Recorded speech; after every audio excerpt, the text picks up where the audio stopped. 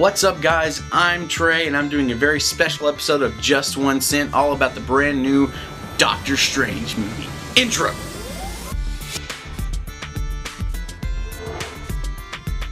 I've gotten to see the movie twice now, once Thursday in 3D and once Friday not in 3D, and the movie is fantastic. My initial thoughts: there are a few things about the very beginning of the movie that I don't like. It's the same generic origin story that we've seen from so many other superhero movies, both in Marvel and outside of Marvel. But they do it in such a unique way that it makes up for it. You can tell I've seen elements of this before, but it's done in such a great and brilliant way that it's like, I don't even care. This is a great movie. I'm not going to give too much away about the movie, but I am going to talk about a couple of really cool things that they did in the movie, so spoiler alert, kinda. You could watch this and be okay, but if you want to take a chance, then just come back after you do. We'll talk then. Casting wise, the movie's really good.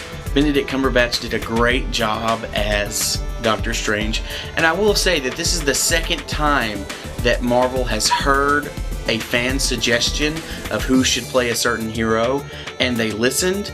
And there's a certain other big, huge comic book movie company that doesn't always listen to fan suggestions, and because of that the movie suffers. And I don't want to say any names, but you know who you are.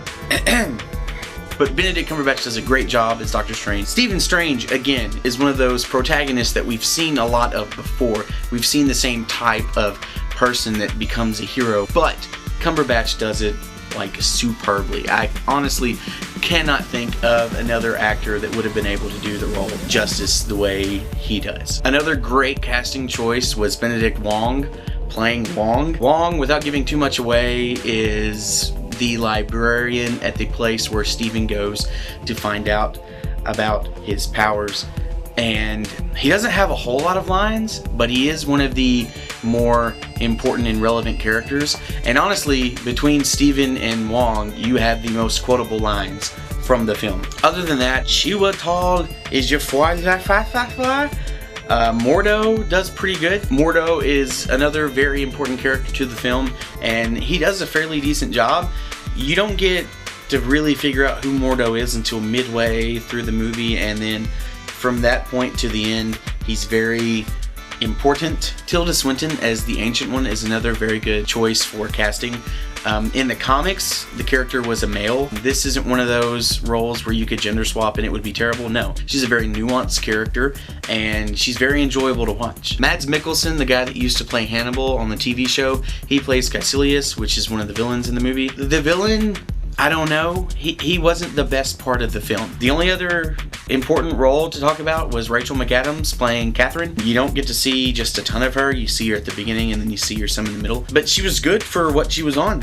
Rachel McAdams is a very accomplished actress, and she was a very good addition to the film. I just wish that we could have seen more of her. Okay, so some of the cool parts, and again, trying not to spoil anything for anybody. The best part of this film was during one of the fight scenes in the climax, and without giving too much away, there was a part where Doctor Strange and some of his companions were fighting Caecilius and some of his followers in clockwise order, but everything around them was going counterclockwise. Like everything around them was putting themselves back, like it was rewinding. So you had them fighting forward, but everything around them was backwards, and that was just fantastic. Hadn't seen anything like that in a Marvel film, so that was great. The only other cool part that would be worth saying without giving too much away is how the climax was resolved. Now I know that that's kind of vague. Just when you see the film, you'll know what I'm talking about. It was very, very interesting. The ending of the movie was really good. It definitely sets up for the sequel, which, I mean, we know that there's going to be a sequel eventually. And I will go ahead and say, this is a Marvel movie, so do what you do in Marvel movies when you go see them in the theater, and stay for all of the credits. Do it. And yes, this is a Marvel Cinematic Universe movie, so they do a couple of things to nod towards other movies, like some scenery choices and stuff like that.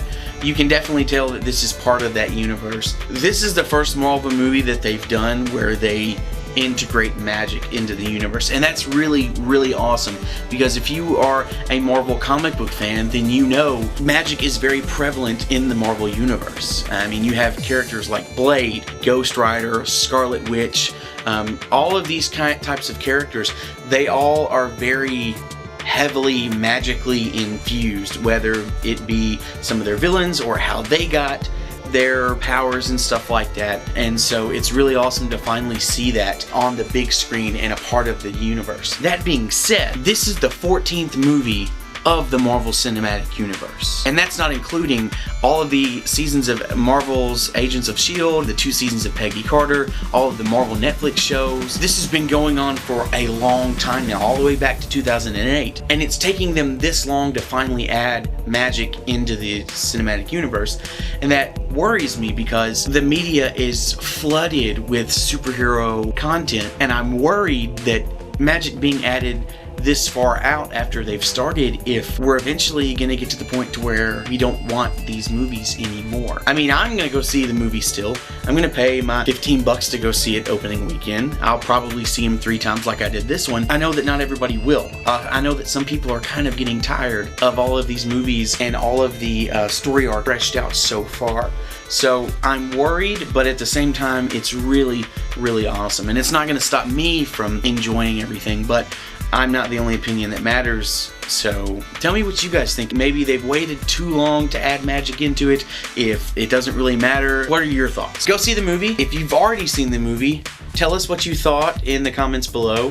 I'd really like to know if you agree with my thoughts, and if not, tell me if you like me doing special episodes of Just 1 Cent, or if you just prefer Jared. If you want Marvel content, or if you just want Gotham, that's fine, that's cool. Let us know what you think.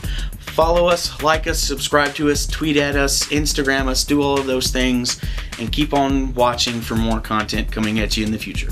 Peace!